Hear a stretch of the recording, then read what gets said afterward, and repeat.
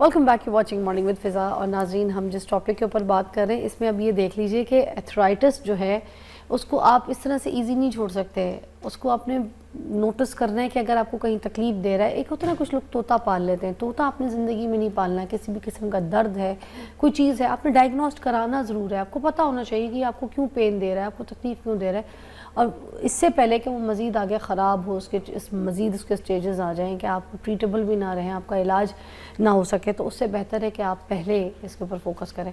اچھا, ہم ڈاکٹر صاحب سے بھی پوچھنا چاہیں گے کہ یہ جو پوسٹیو آرتھرائٹس یہ کیا چیز ہوتی ہے, اور ایک آسٹیوپروسس, یہ ان میں کیا فرق ہے؟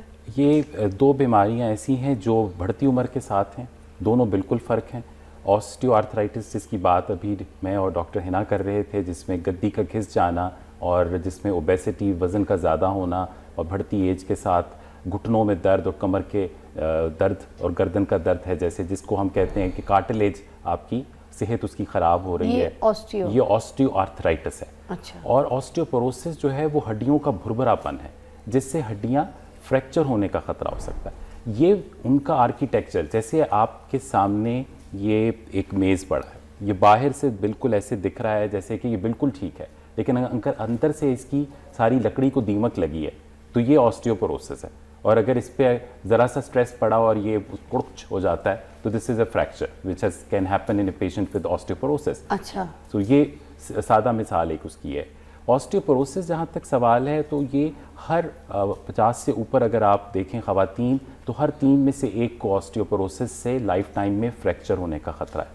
اسی طرح آسٹیو آرتھرائٹس جب ہم بات کرتے ہیں تو ہر دوسرا شخص, مردوں میں کم اور عورتوں میں یہ بھی زیادہ ہے یہ مرض. انفارچونیٹلی ہمارے یہ مرض جن کو آپ مسکولوسکیلیٹل ڈس آرڈرز کہہ لیں, ہڈیوں جوڑوں کے مسئلے ہیں, یہ عورتوں میں زیادہ اور آدمیوں میں کم ہے. ہم یہ سنتے ہیں نا کہ کوئی نہا رہا تھا, گر گیا ہے تو اس کے کولے کی ہڈی ٹوٹ گئی, اس کا گھٹنا کھسک گیا, اس کی ادھر کی بون فریکچر ہو گئی, تو وہ فریکچر پہلے سے ہو چکی ہوتی ہے, بعد میں پتہ چلتا ہے گرنے سے, یا پھر یہ کیا سسٹم ہے؟ دیکھیں, جو سب سے امپورٹنٹ چیز آپ نے جس طرف توجہ دلائی وہ ہے فال. اور فال سب سے زیادہ کہاں ہوتی ہے؟ گھر کے اندر ہی ہوتی ہے اور باتھ روم میں ہوتی ہے. تو باتھ روم کو خشک رکھنا بہت ضروری ہے. جب ہمارے سینئر لوگ ہیں باتھ روم جاتے ہیں تو ایک بہت ہم دیکھتے ہیں چیز کہ وضو کرنا ہے تو ہم ٹانگ اوپر اٹھا کے کر رہے ہیں, اور پھر ہم ایک ٹانگ پہ کھڑے ہیں اور اس دوران کڑچ ہو گئے. اور ہمارے واش روم کو بنایا اس طریقے سے نا, گوروں کے حساب سے. جی, تو اگر وضو کرنے کی جگہ اس طرح نہیں ہے اور بار بار اگر آپ گیلا چھوڑ دیتے ہیں اور رات کو روشنی بھی نہیں ہے اور اس میں پھر پھسل گئے اور کولے کا فریکچر ہو گیا. کولے کا فریکچر ایک بہت بڑی اس کے ساتھ ایسوسیٹڈ ماربیڈٹی ہے, یعنی ایک ایسی مشکل ہے جس میں سرجری کے باوجود بھی آپ کو کتنے ہفتے ریکوری میں لگ سکتے ہیں, اور ایک فریکچر کے بعد دوسرے کا ہونے کا بھی بہت امکان ہوتا ہے, اور اس سے لائف کو بھی رسک ہو سکتا ہے. People 1 out of 10 might not be able to survive that osteoporotic fracture. سو وہ اس فریکچر کی وجہ سے ہی دنیا سے رخصت ہو جاتے ہیں, کیونکہ وہ ایسے بستر سے لگتے ہیں. تو یہ بہت ضروری ہے ہمیں اپنے گھر میں چیزوں کو, جسے ہم کہتے ہیں اینٹی فال میئرز.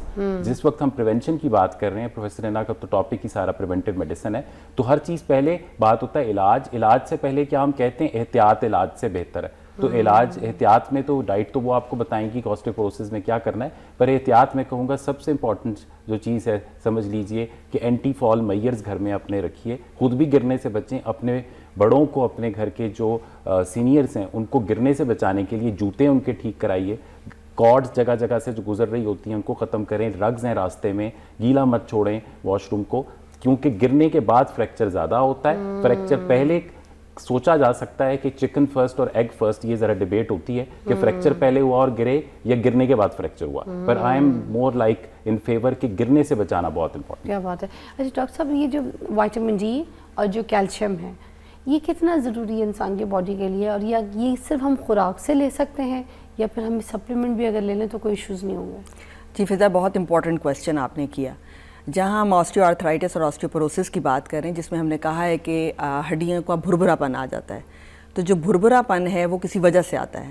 جس ہم شروع میں بات کر رہے تھے بیلنس ڈائٹ کی, جب بچہ شروع سے ہی بچپن سے ہی بیلنس ڈائٹ نہیں لے رہا اور وہی ایڈوانسنگ ایج کے اندر آیا ہے, تو آپ سوچئے کہ اس کا پہلے ہی فاؤنڈیشن صحیح سے نہیں بنا. تو اس میں آپ یہ سوچ لیجئے کہ یہ جو other than the balance diet جس میں پروٹین, فیٹس اور کاربوہائیڈریٹس کا میجر رول ہے, اس میں کچھ منرلز اور وائٹامنس کا بھی رول ہے. اور اس میں سب سے زیادہ آج کل جو کہا جاتا ہے وہ کیلشیم, میگنیشیم اور وائٹامن ڈی ہے.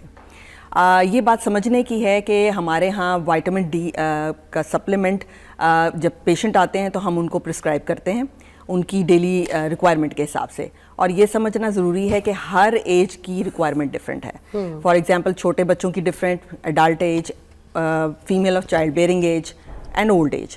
تو آپ کو ان کی ایج کے حساب سے ان کو پرسکرائب کرنا ہے, جو کہ سمجھ لیجئے کہ بچوں میں 400 ملی گرام پر ڈے جو ہے, اور ایڈلٹس کے اندر اٹ از 1000 ملی گرام پر ڈے کیلشیم کی ریکوائرمنٹ ہے. اگر ہم وائٹامن ڈی کی بات کرتے ہیں تو یہ ہے 1000 انٹرنیشنل یونٹس ہیں for adults, and like wise اگر اس کو ہاف کر لیں تو بچوں میں ہے. لیکن یہ بات سمجھنے کی یہ ہے کہ یہ ایک ٹائم کھانے کی چیز نہیں ہے. ہمارے ہاں سن کا ایکسپوجر اس طرح نہیں ہوتا جس طرح کہ باہر کے ملکوں میں ہوتا ہے جہاں سن بیدنگ وغیرہ لی جاتی ہے.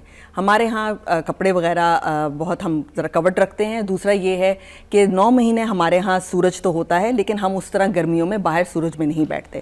تو یہ سمجھنے کی بات ہے کہ وائٹامن ڈی ایک ہارمون بھی ہے اور ایک وائٹامن بھی ہے, اور یہ جسم کی جھلی یعنی آپ کی سکن کے اندر بنتا ہے, اور جو یہاں سے ایکٹیو ہوتا ہے اور پھر اس میں لیور کی اس کی میٹابولزم ہوتی ہے اور یہ ایکٹیو ہوتا ہے. جب یہ ایکٹیو ہو جاتا ہے تو یہ وہ واحد وائٹامن یا ہارمون آپ سمجھ لیجئے جو کیلشیم اور میگنیشیم جو آپ ڈائٹ میں لے رہے ہوتے ہیں اس کو یہ پہچانتا ہے اور اس کو پکڑتا ہے اور ہڈیوں کی طرف لے جاتا ہے. لیکن آپ سوچئے اگر یہ ایک امپورٹنٹ پولیس مین وہاں بیٹھا ہوا ہی نہیں ہے تو آپ سمجھیے جتنی آپ کیلشیم یا میگنیشیم لے رہے ہیں تو وہ سب کی سب جسم سے خارج ہو جائے گی. اور دوسری سب سے بڑی بات, ہماری ینگر جنریشن کے اندر فزی ڈرنکس کا استعمال, انرجی ڈرنکس کا استعمال, اس سے کیا ہو رہا ہے کہ اس کا ہڈیوں پہ بہت ہی زیادہ نیگیٹو افیکٹ ہو رہا ہے. کیلشیم اور میگنیشیم اور وائٹامن ڈی کی ایبزارپشن نہیں ہوتی. تو آپ سمجھ لیجئے کہ اگر ہم اپنی ڈائٹ میں سے یہ امپورٹنٹ, یہ جو اتنی ایک ایسی پریونٹیبل چیز ہے جس کو اگر ہم نہ استعمال کریں یا کم استعمال کریں تو یہ اس سے کیلشیم اور میگنیشیم کی ایبزارپشن اچھی ہو جائے گی. And like wise vitamin D کی سپلیمنٹیشن, کیونکہ ہمارے ہاں چونکہ میں نے جس طرح بتایا سن ایکسپوجر نہیں ہے تو you need to have something in your diet. For example eggs ہے, دودھ ہے, بٹر ہے, اس کے علاوہ مچھلی کا استعمال ہے, اور اس کے علاوہ سپلیمنٹیشن. تو اس کا میں اس کو اسٹرانگ ایڈوکیٹو ہوں کہ یہ ہر ایج میں متواتر لیتے رہنا چاہیے. پرفیکٹ. ڈاکٹر صاحب مجھے بتائیے گا کہ کون سی ایسی علامات ہیں جن کو ہمیں مس نہیں کرنا چاہیے, ہم ایسے نظر انداز نہ کریں, وہ کون کون سی ہیں؟ جب auto immune causes of arthritis, جیسے میں نے لیوپس کے متعلق بتایا تھا, اور رومٹوائڈ آرتھرائٹس کو پکڑ لیتے ہیں کہ اگر رومٹوائڈ آرتھرائٹس کے جو علامات جو ہیں جس میں ہاتھ کے جوڑوں میں چھوٹے بڑے جوڑ, گھٹنے, ٹخنے, کندھے اگر اکٹھے آپ کو لگ رہا ہے کہ آپ کے ہاتھوں کے جوڑوں میں ورم بھی ہے, سوزش بھی, اور صبح کے وقت اٹھتے ہیں اور اکڑاؤ رہتا ہے جس کو ہم مارننگ سٹفنس کہتے ہیں, وہ اکڑاؤ آدھ گھنٹے سے گھنٹہ, 1.5, 2 تک جا رہا ہے, اور اس کے بعد کچھ بہتری تو ہو جاتی ہے لیکن ورس آپ صبح محسوس کرتے ہیں, تو یہ ایک علامت ہے. اگر یہ 6 ہفتے سے زائد رہ رہی ہے تو بالکل اپنے ڈاکٹر سے بات کیجئے, ان کو پوچھئے کہ کیا یہ رومٹوائڈ آرتھرائٹس کی کوئی شروعات تو نہیں ہے. اس کے لیے آسک یور ڈاکٹر کہ اس کے آپ کا کوئی ٹیسٹ آپ کو سجیسٹ کرے. یہ بھی جاننا ضروری ہے کہ آپ کے ہو سکتا ہے کہ جو معالج ہیں آپ کو پہلے تو سمجھنا ہوگا کہ یہ ہے کیا. تو جب بھی جسم کے کسی حصے میں درد, ورم اور سوزش رہ رہی ہے, چاہے وہ 1 یا 2 جوڑ بھی ہیں اور وہ ٹھیک نہیں ہو رہی, تو قریبی اپنے رومٹولوجسٹ کا پتہ کیجیے. پاکستان سوسائٹی فار رومٹولوجی جس کا میں پریزیڈنٹ بھی ہوں, اس کی ایک ویب سائٹ ہے, آپ اس پہ جا سکتے ہیں اور find rheumatologist in your area, اور اس کے اوپر جا کر you can have a detail of rheumatologist in your city, town, near neighbouring town. اگر آپ گاؤں سے بھی ہیں تو آپ کے نیبرنگ ٹاؤن میں اگر کوئی رومٹولوجسٹ ہے تو اس تک ضرور پہنچیے. کوئی نمبرز بھی ہیں ایسے؟ جی, اس کے اوپر کانٹیکٹ ہیں, ایڈریسز ہیں, تو find rheumatologist, Pakistan society for rheumatology website. Perfect ہو گیا. اچھا ڈاکٹر صاحب, یہ جو ڈائٹ میں دودھ دہی ہو گیا, ایسی کوئی ڈیری والی چیزیں ہو گئیں جس سے کیلشیم بھی پروڈیوس ہوتا ہے, جس سے, تو یہ والی چیزیں ہیلپ فل ہوتی ہیں آرتھرائٹس کے لیے؟ جی بالکل. جو مین سورسز ہیں کیلشیم کے وہ دودھ اور دودھ سے بنی ہوئی چیزیں, اور اس کے علاوہ جو چیزیں ہیلپ کر سکتی ہیں وہ دیٹ ول بی ایکسرسائز, جو کہ اس کو کمپلیمنٹ کریں گی اور ہڈیوں کو مضبوط کریں گی. اب یہ کیلشیم جو ہے وہ آپ کس طرح لے سکتے ہیں؟ اس کی جو ہے سورسز جو ہیں دودھ اور دودھ سے بنی ہوئی چیزیں جیسا میں نے بتایا, اس کے علاوہ سپلیمنٹس ہیں. اکثر لوگ یہ پوچھتے ہیں کہ ہم, کچھ لوگ کہتے ہیں جیسے ہمیں دودھ ہضم نہیں ہوتا تو ہم کیا ایسا کھائیں تو ہمارا کیلشیم پورا ہو جائے. تو یہ سمجھ لیجئے کہ کچھ کیلشیم کی جو سورسز ہیں ادر دین دودھ جو ہے وہ پھلوں میں بھی ہے, جس طرح خوبانی. اگر سمجھ لیجئے کہ اگر گڈ سائز 6 سے 7 خوبانیاں آپ روزانہ کھائیں تو وہ 1 گلاس دودھ کے برابر کیلشیم کے برابر ہوتا ہے. اور 250 ml کا جو دودھ کا گلاس ہوتا ہے اس میں تقریباً 350 ملی گرام کیلشیم پائی جاتی ہے. لیکن اگر آپ 300 ml کر لیں گے تو آبویسلی وہ 500 ملی گرام تک چلا جاتا ہے. تو ہم پیشنٹس کو یہ کہتے ہیں کہ کم از کم 2 گلاس دودھ تو روزانہ پئیں. لیکن ادر دین دیٹ وہ پھلوں کا استعمال ہے جیسا میں نے بتایا, خوبانی. اور یہ دودھ کسی بھی ایج میں, یس, ہر ایج میں جا کے دودھ اثر ہی کوئی نہیں کرتا ہے, اس کا کوئی آپ کو ملنے ہی نہیں والا کیلشیم انٹیک چیز ہے. تو یہ سب مت ہے یا صحیح ہے؟ یہ بالکل مت ہے. دیکھیں جی, دودھ اللہ کی طرف سے ہمیں ایک نعمت ہے اور یہ سب سے زیادہ نیچرل سورس ہے کیلشیم کا. تو یہ وہ چیز ہے جو ہم بچپن سے لے رہے ہیں, تو اس کو جاری رکھیں. پہلے چھوٹے عمر میں ماں باپ آپ کو عادت ڈالتے ہیں, جب بچے بڑے ہوتے ہیں تو ظاہر وہ چھوڑ دیتے ہیں, تو پھر ظاہر ڈیفیشنسیز ڈیولپ ہونی شروع ہو جاتی ہیں. ادر دین دیٹ, جیسا میں نے بتایا کہ جیسا کچھ پھلوں میں سے مل جاتی ہے, جیسا خوبانی کا میں نے کہا, ڈرائی فروٹ کے اندر بادام, 12 سے 13 بادام, گڈ سائز جو بادام ہوتے ہیں, اس میں 1 گلاس دودھ کے برابر کیلشیم ہوتی ہے. تو اگر یہ روزانہ میں اگر آپ فرض کریں دودھ نہیں پی سکتے ہیں یا آپ ملک انٹالرنس ہے آپ کو, تو آپ کم از کم بادام تو کھا سکتے ہیں, ٹھیک ہے. اس کے علاوہ جو ہے پنیر کا استعمال کیجئے, اس کے علاوہ بٹر کا استعمال, اور ایک امپورٹنٹ چیز جو ہم فرگیٹ کر دیتے ہیں وہ انڈے کا استعمال ہے.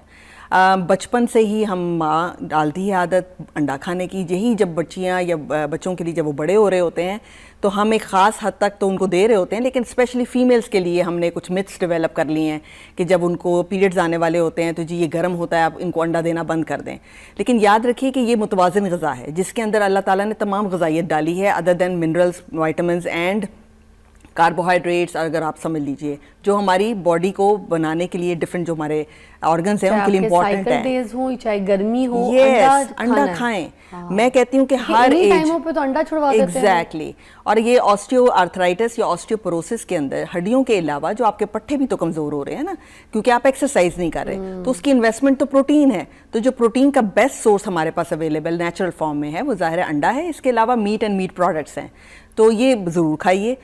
اس کے علاوہ جو خوراک میں اگر سمجھتے ہیں کہ وہ ریکوائرمنٹ پوری نہیں ہو رہی تو سپلیمنٹس کی طرف جائیے. تو یہ آپ اپنے مالج کے پاس آ کے ان سے بھی گائیڈنس لے سکتے ہیں. اور آبویسلی ہمارے پاس گائیڈنس جیسا میں نے بتایا کہ ایڈلٹ ایج گروپ کے اندر 1000 ملی گرام جو ہے کیلشیم کی ریکوائرمنٹ ہے پر ڈے, تو وہ لے لیجئے in the form of supplements. Vitamin D جاری رکھیے, جس طرح کہ ہم لوگ 1000 انٹرنیشنل یونٹ ایڈلٹس کو جو ہے پرسکرائب کرتے ہیں, وہ روزانہ لیں اپنی ڈائٹ کے اندر. اور ایک بات یاد رکھیے, جب یہ وائٹامنز لے رہے ہوتے ہیں ان دا فارم آف سپلیمنٹ, اس کے آگے اور پیچھے ڈائٹ میں چائے یا قہوہ نہ رکھیں, کیونکہ جب آپ یہ لیتے ہیں تو یہ وائٹامنز ابزارب نہیں ہوتے. دوبارہ یہ بول دیجیے گا پلیز. مطلب جو لوگ یہ کیلشیم وغیرہ کی انٹیک لے رہے ہیں, چاہے اس میں آپ دودھ کہہ رہی ہیں, جی, اس میں آپ دہی کہہ رہی ہیں, اس میں آپ چیز کہہ رہی ہیں, پنیر وغیرہ, anything which is giving you the calcium intake, right? Exactly. You are seeing کہ اس کے ساتھ اپنے کافی, چائے یا قہوہ نہیں لینا, قہوہ نہ لیں. اس کو کچھ تھوڑے سے وقفے کے ساتھ لیں. یہ تھوڑے بات سے وقفے مطلب کتنے گھنٹے, یعنی سمجھ لیجئے 30 منٹس ٹو 45 منٹس کے بعد, تاکہ وہ کچھ ہضم ہو چکا ہو. ہمیں تو بادام سے بھی کیلشیم مل رہا ہے نا. اگر بادام بھی کسی نے کھا لیا سوک کر کے تو پھر اس کو بھی 40-45 منٹ کے بعد کھانا ہے. جی بالکل, کیونکہ دیکھیں کافی اور چائے کے اندر کیفین کے ساتھ ٹینن ہوتی ہے, اور جب یہ وائٹامنس کے ساتھ آپ یہ اوپر سے پی لیں گے تو یہ ٹینن اس کے ساتھ کمبائن کرتی ہے اور ان وائٹامنس کو آپ کے جسم سے خراج کی طرف لے جاتی ہے. تو آپ سمجھیے نا کہ آپ نے اتنی مہنگی وائٹامن کھائی اور وہ ابزارب نہ ہوئی, تو یہ just because of the life style. تو یہ باتیں سمجھنے کی ہیں. آج کے سیگمنٹ آف دا ٹاپک میں جو اینڈ والی بات تھی نا, مجھے یہ بڑی امپورٹنٹ لگی, کیونکہ ہم کچھ غلطیاں بھی کرتے ہیں. کبھی کبھی ہمیں یہ بھی پتا ہوتا ہے کہ یہ صحیح ہے, یہ کرنا ہے, اس سے ٹھیک ہو جائیں گے, مگر مسٹیکس ہماری جو ہے نا صحت کو خراب کر دیتی ہے. اینڈ میں کچھ کہنا چاہیں گے تو پلیز. میرا پیغام یہی ہے کہ اپنی صحت کا خیال سب سے پہلے رکھیں, اور صحت میں متوازن غذا کے ساتھ ایکسرسائز کا ہونا بہت ضروری ہے.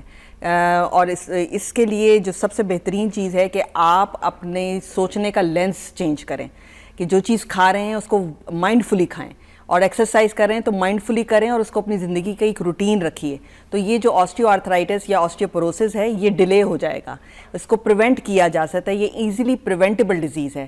اس کے لیے ضروری ہے کہ بچپن سے لے کر جب آپ جوانی یا ایڈلٹ یا اولڈ ایج کی طرف آ رہے ہیں تو اپنی لائف سٹائل میں ایکسرسائز اور ڈائٹ کو متواتر رکھیں اور ڈائٹ کو بیلنس رکھیں.